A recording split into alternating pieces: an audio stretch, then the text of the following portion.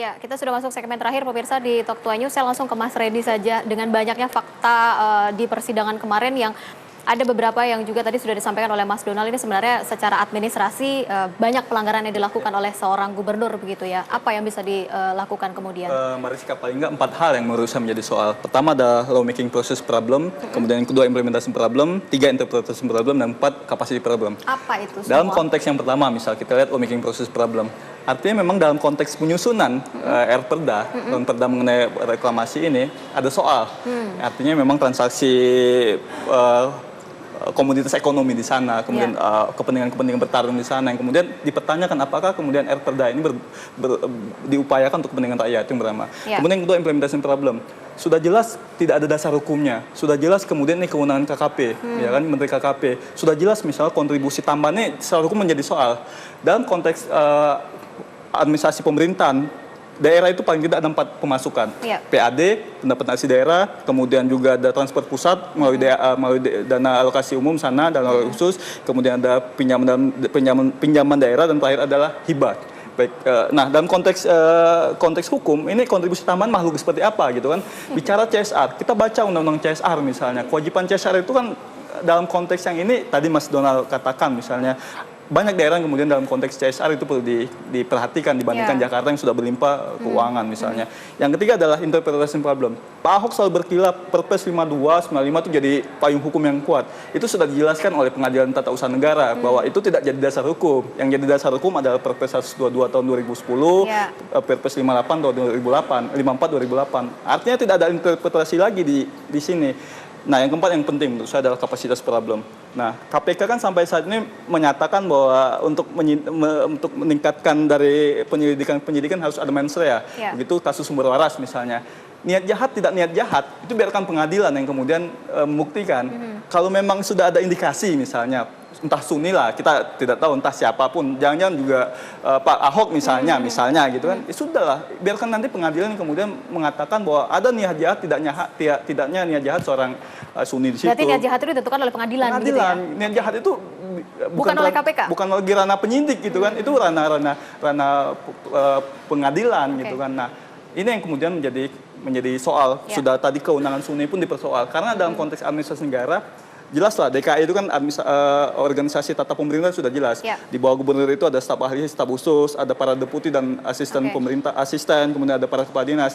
Nah, Suni ini sampai detik ini siapa sih?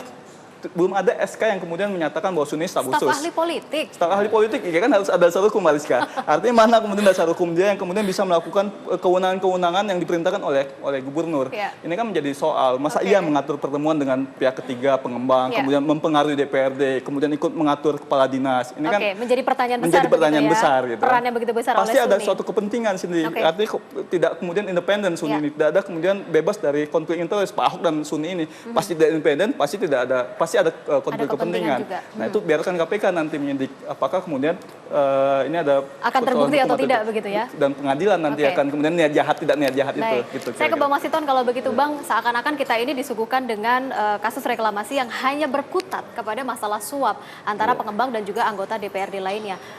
Kita tidak diarahkan kepada temuan fakta baru terkait dengan kasus reklamasi ini sendiri. Apa sih Bang yang menjadi persoalan mandeknya penyelidikan ini sendiri? Ya, di pengadilan kan masih ini aja ya yang muncul gitu ya. Nah, ini kan nggak tertutup kemungkinan juga nanti pengembangan dari fakta-fakta persidangan hasil dari keterangan yang memberikan keterangan di pengadilan. Nah, kalau saya melihat bahwa apa yang mengenai tentang reklamasi ini dibuka saja seterang-terangnya gitu ya, agar kita juga perlu mendapat pelajaran dari sini. Bagaimana? Siapa yang harus membuka ini awal pertama kalinya, Bang? Apakah Suni atau mungkin dari sisi Pak Arisman sendiri atau di pengadilan harus mendalami itu betul. Mengungkapkan persoalan semuanya. reklamasi ini ya.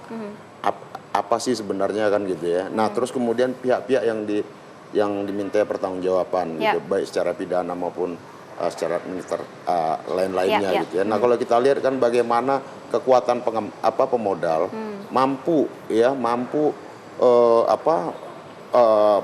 mengintervensi kebijakan negara, baik itu Pemda gitu ya. Kalau kita lihat bagaimana peran seorang Suni tadi yang posisi yang nggak jelas ini, ya bisa mengatur DPRD, tahu kemudian aliran uangnya, bahwa pembagian di DPRD tidak merata katanya terus ke pengusaha yang namanya aguan, terus juga dia berkomunikasi kepada gubernur. Saya nggak tahu nih Suni, kalau menurut saya feeling saya kunci di Suni. Ya, didalamin aja di Suninya gitu. Kemudian maukah KPK mendalami fakta ini? Ya harus didalami karena ini orang siapa yang ditanamkan di sekitaran gubernur gitu ya. Nah, ini juga perlu ditelusuri. Terus kemudian yang saya tarik pelajaran dari sini adalah, umpama saya sebagai anggota DPR, bagaimana saya melihat fakta telanjang ya, sebuah kebijakan diatur sesuai dengan maunya pemodal. Miris. Bagi saya ini miris sekali. Ya. Pengusaha mengatur maunya gitu loh. Saya masih ingat ada sebuah candaan begitu ya yang mengatakan bahwa Pak Ahok ini lebih takut kepada pengembang dibandingkan kepada warga. Masih ingat Anda, Bang? Candaan beberapa waktu lalu ketika reklamasi ini masih baru menguat begitu ya isunya. Gubernurnya Agung Podomoro gitu ya, itu kan beliau yang menyatakan gitu. Betul. Mas Donald, sebelum kita tutup program ini, apa yang bisa Anda kuatkan begitu dari reklamasi ini sendiri? Kasus ini kan panjang.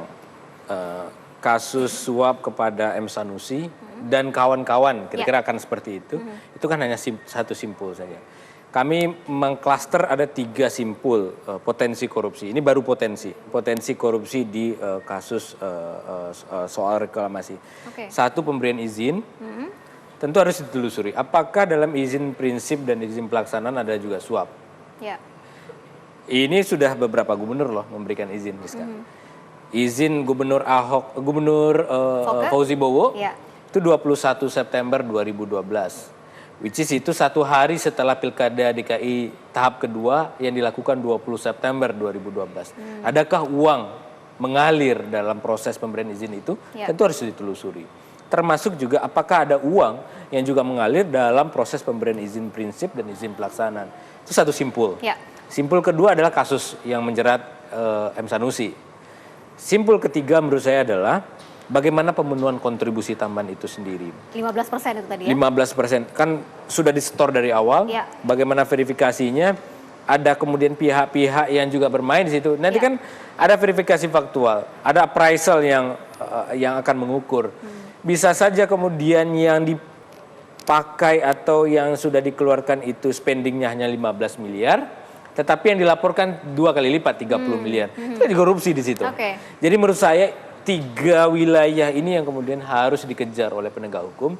Tidak hanya berkutat pada soal kasus Arisman saja, karena itu hanya simpul kecil. Artinya kita tidak hanya disuguhkan kepada sandiwara kasus suap ini saja, begitu ya, namun juga harus bisa ditunjukkan fakta lainnya dari 3 simpul yang tadi sudah disampaikan oleh Mas Donald. Kita tunggu seperti apa kelanjutan dari para penegak hukum ini mendalami terkait dengan kasus reklamasi di Teluk Jakarta. Terima kasih Bapak-Bapak, waktu kita sangat terbatas sekali. Semoga pengembangan kasus ini juga masih bisa terus berjalan begitu ya. Saya titip ke Bang Masinton deh sebagai anggota Dewan untuk bisa terus mengawal kasus ini begitu ya. Baik. Saya Rizka Indah, pemirsa harus akhiri program kita malam hari ini. Terima kasih atas perhatian Anda. Selamat malam.